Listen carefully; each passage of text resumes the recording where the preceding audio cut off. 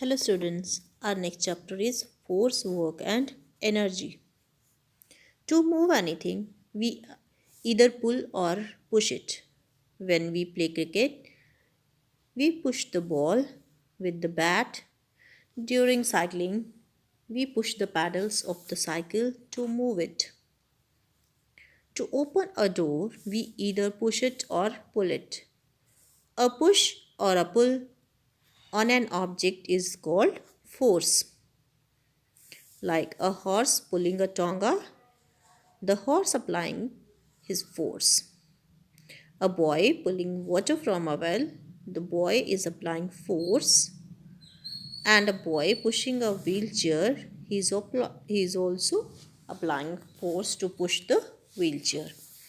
A force always doesn't move an object. For example, if we apply force on a wall, it doesn't move. Force can affect an object in many ways. Force can stop a moving object. When a force is applied on an object in opposite direction, it can slow down or stop a moving object. For example, force applied by a player on a moving football stops it.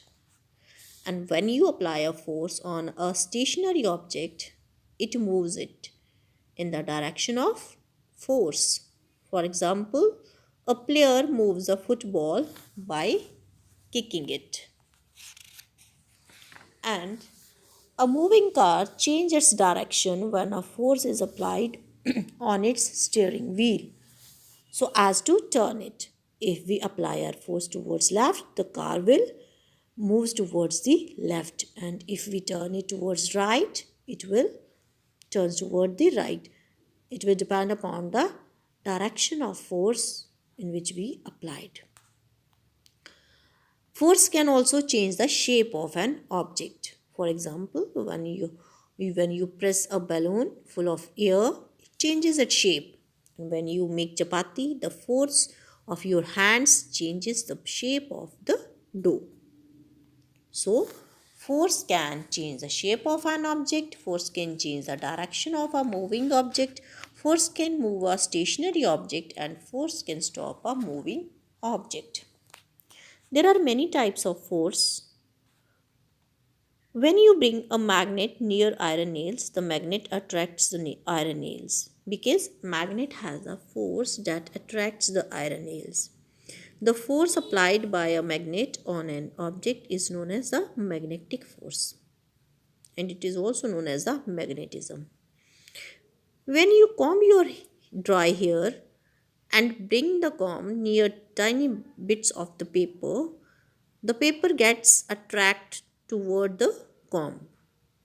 This is because on rubbing the comb gets charged and it attracts tiny bits of the paper. So when things are rubbed with each other, they become charged and a force is produced. This is known as the electrostatic force. Everything that you throw up in the air comes down. Ripe fruits always fall down on the ground from a tree. You cannot jump beyond a certain height because earth exerts a force on every object. Our earth attracts object towards the center of its surface, and this force is known as a gravity or gravitational force.